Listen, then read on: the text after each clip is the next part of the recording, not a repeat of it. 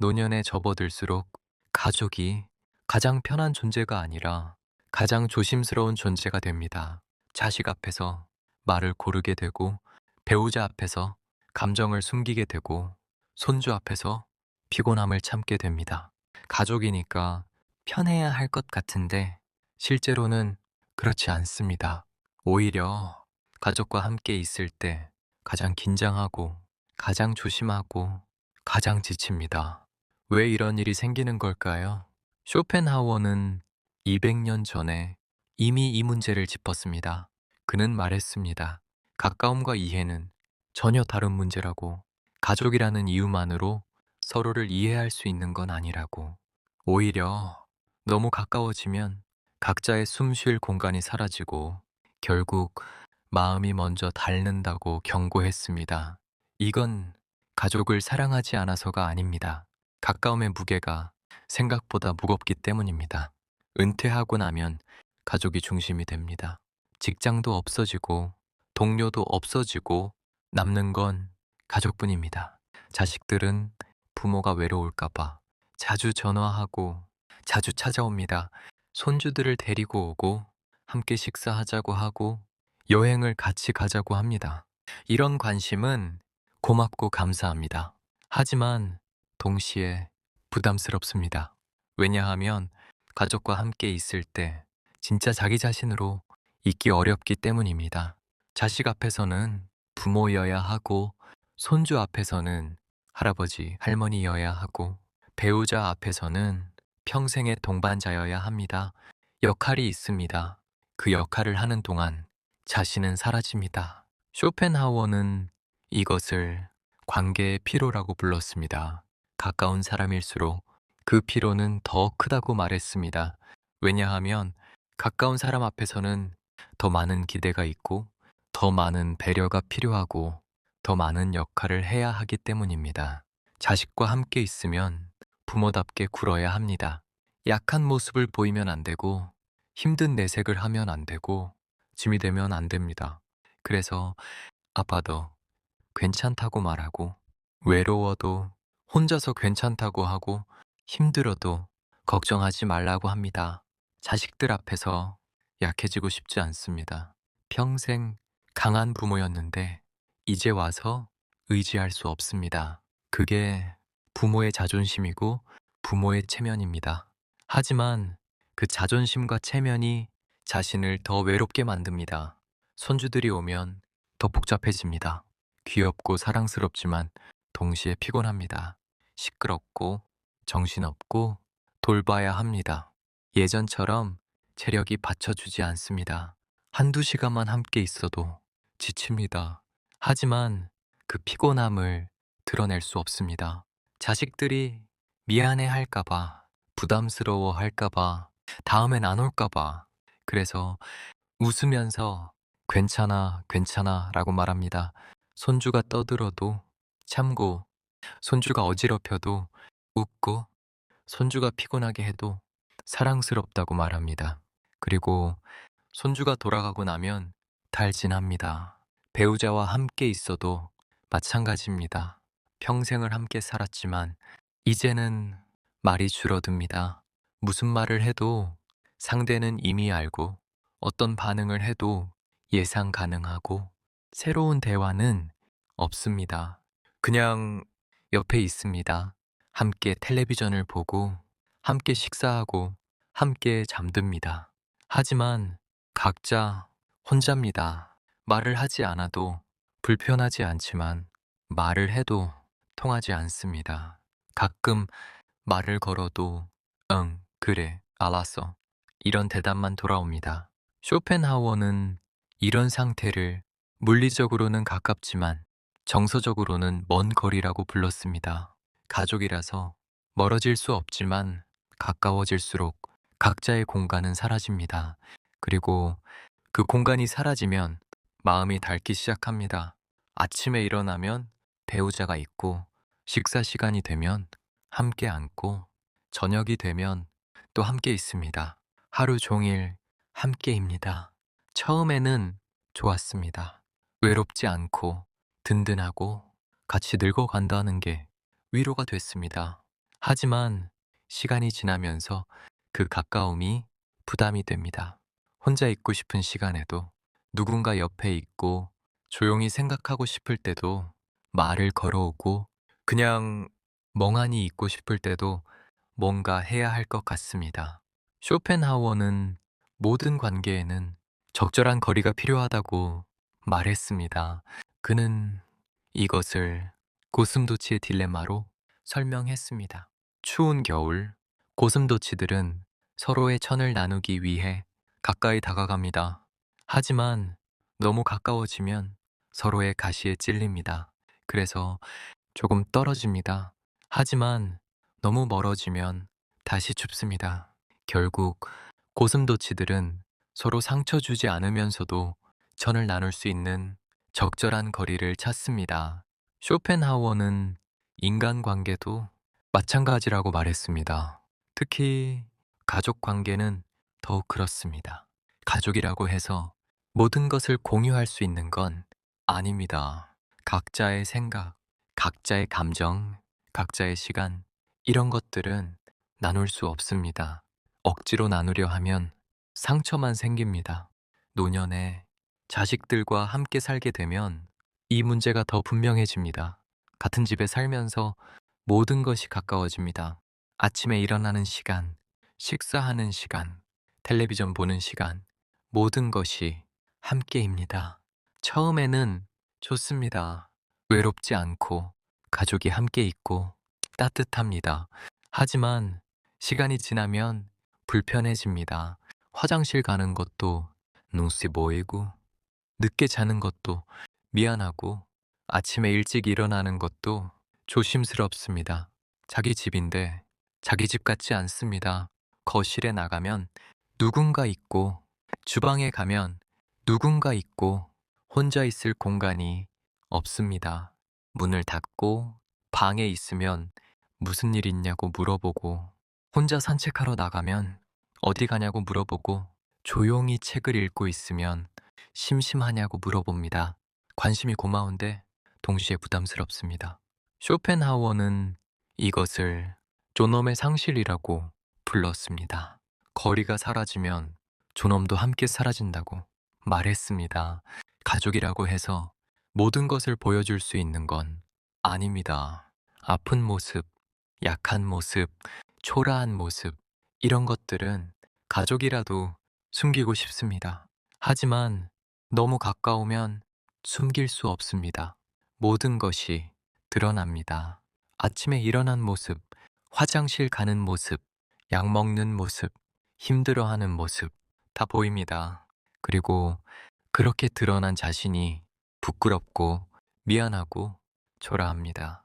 늙은 모습, 쇠약해진 모습, 예전 같지 않은 모습, 이런 것들이 가족 앞에 그대로 드러납니다.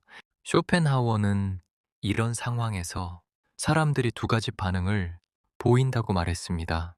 하나는 더 애쓰는 것입니다. 가족 앞에서 괜찮은 모습만 보이려 하고 힘든 것을 숨기고 웃으려 합니다. 아침에 일어나면 옷을 제대로 입고 머리를 빗고 괜찮은 척 합니다. 아파도 참고 힘들어도 내색하지 않습니다. 하지만 이런 노력은 자신을 더 지치게 만듭니다. 다른 하나는 침묵하는 것입니다. 말을 줄이고 감정을 드러내지 않고 그냥 있습니다. 물어보면 괜찮아 라고만 하고 더 이상 이야기하지 않습니다. 하지만 이런 침묵은 거리를 만듭니다. 가족은 왜 말을 안 하는지 모르고 본인은 말해봤자 소용없다고 생각합니다. 결국 두 가지 모두 마음을 닳게 합니다.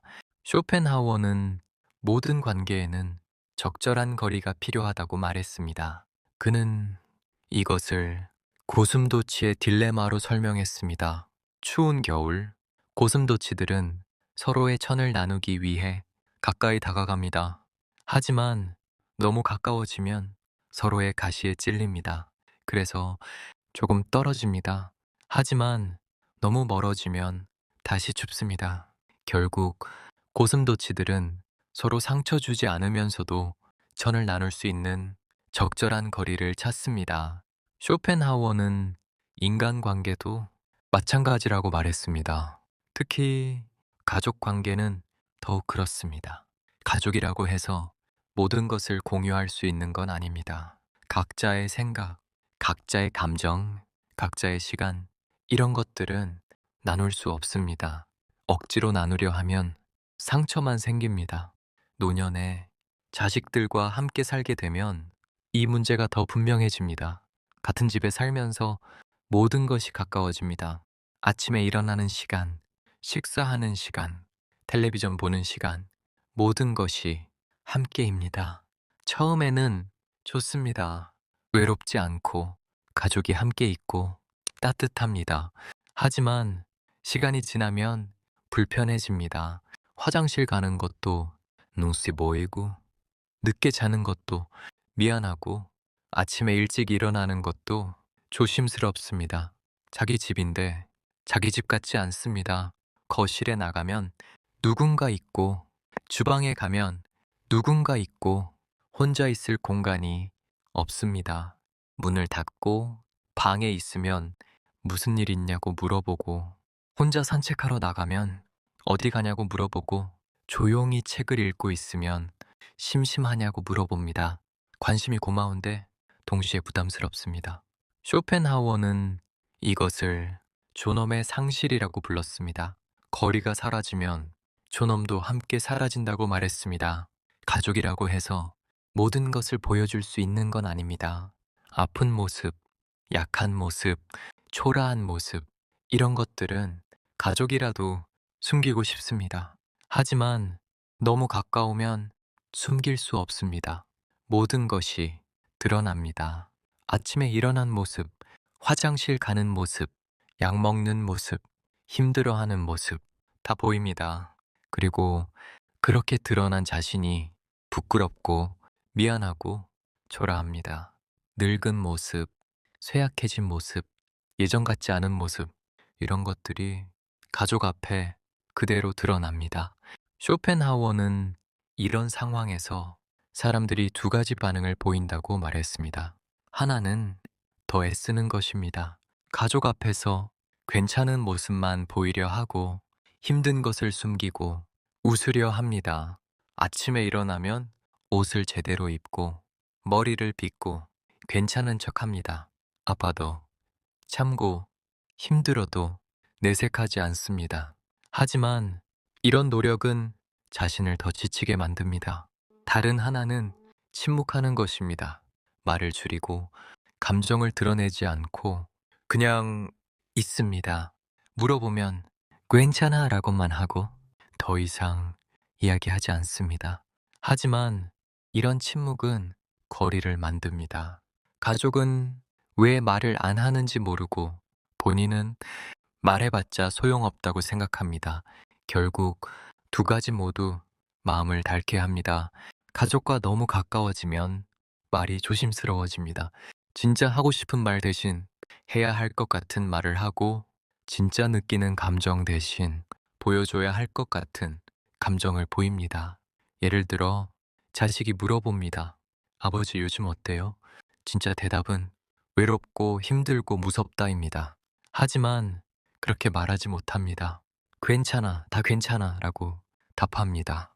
자식이 걱정할까봐, 짐이 될까봐, 약해 보일까봐 이런 거짓말이 반복되면 진짜 자기 감정을 스스로도 모르게 됩니다. 나는 정말 괜찮은가? 아니면 괜찮은 척 하는 건가? 구분이 안 됩니다. 자식들과 식사하면서도 조심스럽습니다. 음식 투정하면 까다로워 보일 것 같고, 많이 먹으면 욕심 많아 보일 것 같고, 적게 먹으면 건강에 안 좋은 것처럼 보일 것 같습니다. 그래서 적당히 먹고, 맛있다고 말하고, 감사하다고 합니다. 배우자에게도 마찬가지입니다. 평생을 함께 살았지만, 정작 진짜 하고 싶은 말은 하지 못합니다. 나는 외롭다. 나는 무섭다. 나는 지쳤다. 이런 말은 입 밖으로 나오지 않습니다. 대신 밥 먹었어? 오늘 날씨 좋네. 이런 말만 반복합니다. 아침에 일어나면 잘 자세요. 점심 먹고 나면 배불러? 저녁이 되면 피곤해? 이런 말들만 오갑니다. 쇼펜하우어는 이런 대화를 진짜 대화가 아닌 소음이라고 불렀습니다. 말은 하지만 통하지 않고 함께 있지만 연결되지 않는 그런 상태. 그리고 이런 상태가 계속되면 기대가 쌓입니다. 가족이니까 이해해 줄 거라는 기대, 가족이니까 알아줄 거라는 기대, 가족이니까 괜찮을 거라는 기대. 하지만 그 기대는 대부분 충족되지 않습니다. 자식은 부모의 외로움을 모릅니다. 전화하고 찾아오고 잘해주면 부모가 행복할 거라고 생각합니다. 하지만 부모가 원하는 건 그게 아닐 수 있습니다. 그냥 조용히 혼자 있고 싶을 수도 있고, 누군가와 진짜 대화를 하고 싶을 수도 있고, 아무 역할 없이 그냥 자기 자신으로 있고 싶을 수도 있습니다. 하지만 그 마음은 전달되지 않습니다. 배우자도 마찬가지입니다. 평생을 함께 살았으니 모든 걸 알 거라고 생각하지만 실제로는 서로를 잘 모릅니다. 상대가 무엇을 원하는지, 상대가 무엇을 힘들어 하는지, 상대가 무엇을 두려워하는지 알 것 같지만 모릅니다. 그래서 서로 옆에 있지만 각자 혼자입니다. 같은 공간에 있어도 다른 생각을 하고, 같은 시간을 보내도 다른 감정을 느끼고, 같은 식탁에 앉아도 다른 마음을 품고 있습니다. 쇼펜하우어는 이런 상황을 가장 가까운 거리에서의 가장 먼 고립이라고 불렀습니다. 물리적으로는 가장 가깝지만 정서적으로는 가장 먼 그런 상태. 그리고 이런 상태가 노년의 마음을 가장 빠르게 닳게 만듭니다. 사랑하지 않아서가 아닙니다. 너무 가까워서 각자의 공간이 없어지고 각자의 숨이 막혀서 그렇습니다. 가족과 함께 있는 시간이 편안하지 않고 대화가 위로가 되지 않고 가까움이 오히려 부담이 됩니다. 노년에 가족과의 거리가 가까워지는 건 자연스러운 일입니다. 은퇴 후 가족이 중심이 되고 함께 있는 시간이 늘어나고 서로에게 의지하게 됩니다. 하지만 쇼펜하우어는 너무 가까운 거리가 오히려 관계를 힘들게 만든다고 경고했습니다. 가족이라고 해서 모든 것을 공유할 수 있는 건 아닙니다. 각자의 생각, 각자의 감정, 각자의 공간, 이런 것들은 나눌 수 없습니다. 억지로 나누려 하면 마음이 닳습니다. 가족과 가까운 건 좋은 일입니다. 하지만 그 가까움 속에서도 각자의 숨 쉴 공간은 필요합니다.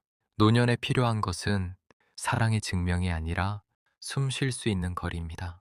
여기까지 지금 여기 삶을 읽다였습니다. 오늘은 쇼펜하우어와 함께 노년의 가족 관계에 대해 이야기했습니다. 다음 영상에서 또 뵙겠습니다. 끝까지 시청해 주셔서 감사합니다.